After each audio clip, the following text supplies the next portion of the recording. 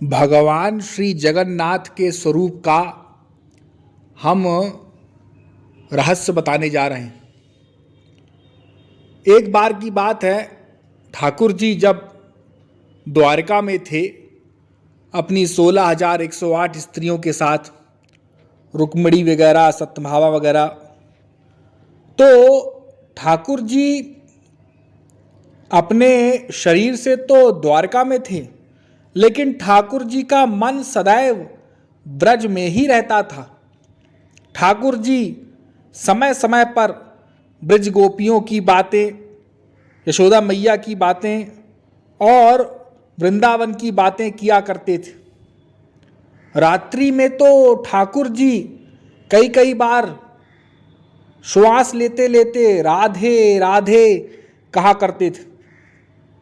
ब्रज की बातें, राधा रानी की बातें उनके बुद्धि से अभी तक गई ही नहीं, और कहाँ से जाती, क्योंकि ब्रज के जो भक्त थे वो परम निष्काम भक्त थे। मैंने पहले भी बताया था। तो ब्रज की बातें अक्सर ठाकुर जी स्मरण किया करें, बलराम जी स्मरण करते थे, और यदि कोई ब्रज की चर्चा करने लग जाए तो ठाकुर जी अपने अश्रु रोक नहीं पाते थे। इस ब्रज के भाव को अंदर समेटे हुए ठाकुर जी लीलाएं करते थे द्वारिका में। तो जब रानियों ने सुना कि ब्रज में ये 11 वर्ष रहे हैं वृंदावन में, और वहाँ तमाम लीलाएं हुई हैं गोपियों के साथ, और तमाम लीलाएं बाल लीलाएं हमारे प्रियतम की, जिसके बारे में हमें कुछ पता ही नहीं, अब कौन बताए हमको, हाँ किससे पूछें। तो उन्होंने कहा, रुक्मिणी जी ने, कह रहे रोहिणी मैया तो वहीं पर थी, वे तो बाद में आई ना, हाँ यहाँ द्वारिका में, तो उन्होंने तो सब लीलाओं को देखा है। यदि दाऊ भैया से पूछेंगे वो तो बताएंगे नहीं, क्योंकि ऐसी अवस्था में जब उनकी ब्रज की बातें होने लग जाती हैं तो उनकी भी दशा खराब हो जाती है।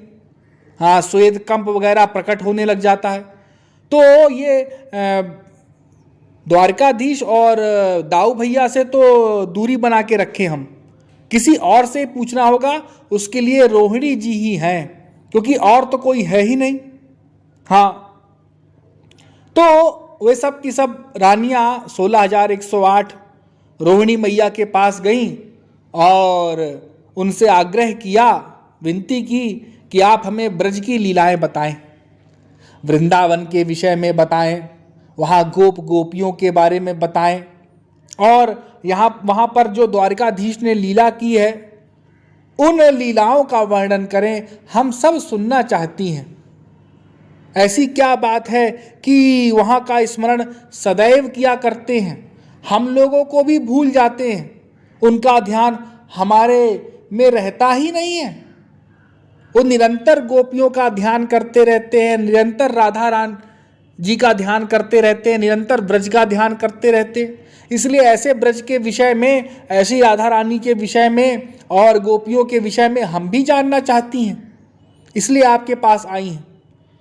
तो रोहिणी मैया ने कहा, देखो वो सब तो ठीक है, लेकिन तुमको तो पता है कि यदि कृष्ण और बलराम इन दोनों को ब्रज के विषय में बताया गया और इनको ये पता चला कि मैं तुम सबको ब्रज की कथाएं सुना रही हूँ नित्य प्रति, तब तो फिर गड़बड़ हो जाएगा, क्योंकि फिर इनकी भाव भंगिमा, इनकी दशा स्वस्थ रहती नहीं है, इनका स्वास्थ्य, और इनमें भाव प्रकट होने लग जाते हैं, और फिर यहाँ का राज कार्य कैसे संभलेगा। तुमने कहा, आप चिंता मत करें, हम लोग एकांत में आकर के जब वे सुधर्मा सभा में जाते हैं और राजपाट के कार्य करने, तो हम आपके पास आ जाएंगी एकांत में और आपसे सुन लेंगी, और दरवाजा बंद रहेगा।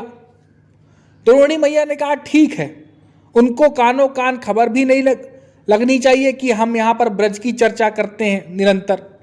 अब जब प्रातःकाल प्रभु अपने सभा में चले जाएं, सब कार्यों से निवृत्त होकर के, तो वे सारी की सारी रानियां द्वारिका की और वे रोहिणी मैया के पास चली जाएं और वहां पर ठाकुर जी की कथाओं का श्रवण करने लगे।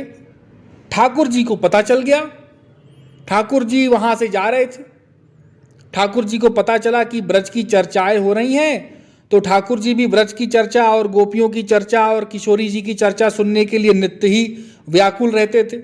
वे तो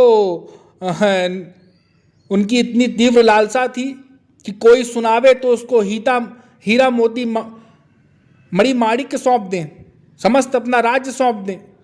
वे तो ऐसे लालायित रहते थे ब्रज की कथाओं को सुनने के विषय में।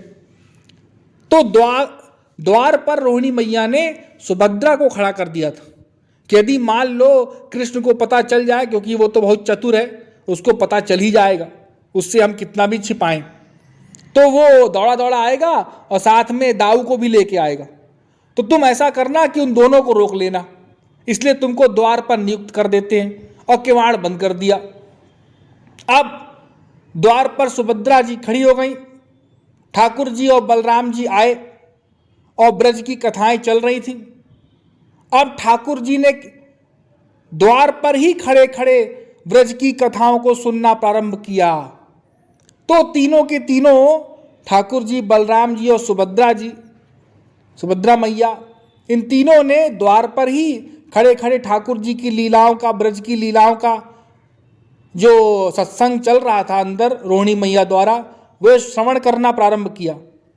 तो सुनते सुनते सुनते सुनते ठाकुर जी में अष्ट सात्विक भाव प्रकट होने लगे, महाभाव ठाकुर जी में प्रकट हो गए और ठाकुर जी के नेत्र बड़े से हो गए, ठाकुर जी के हाथ पैर सब के सब उनके शरीर में ही धंस गए।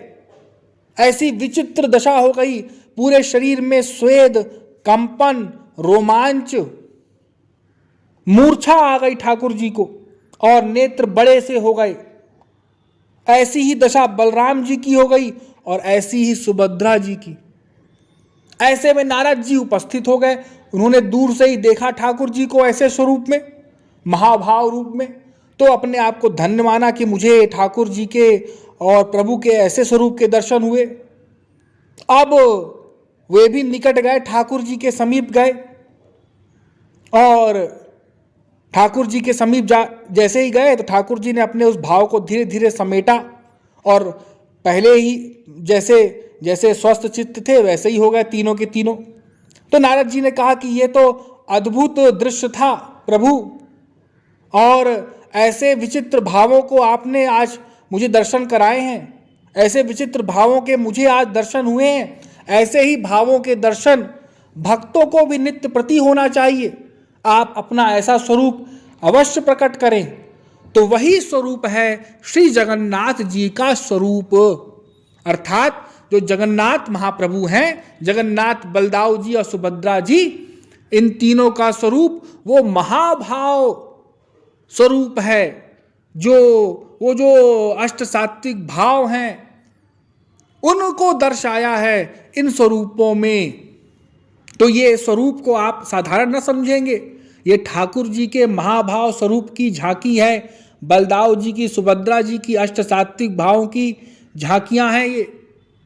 ये स्वरूप ठाकुर जी के, जगन्नाथ जी के, दाऊ जी के और सुभद्रा जी के। तो मुझसे किसी ने पूछा था तो मैंने बता दिया। तो ठाकुर जी के उसी स्वरूप का हमको भी ध्यान करना है, स्मरण करना है और ठाकुर जी के श्री चरणों में हमको भी ऐसी प्रीति करनी है, हमको भी राधा रानी के चरणों में ऐसी प्रीति करनी है, ऐसी भक्ति बढ़ानी है कि हमारे में हम भी भगवान का नाम सुन के, राधा रानी का नाम सुन करके और अश्रु बहाने लग जाएं, हमारे भी शरीर में स्वेद, कंप इत्यादि, रोमांच इत्यादि प्रकट हों। ऐसी किशोरी जी हम पर भी कृपा करें। बोलिए जगन्नाथ भगवान की।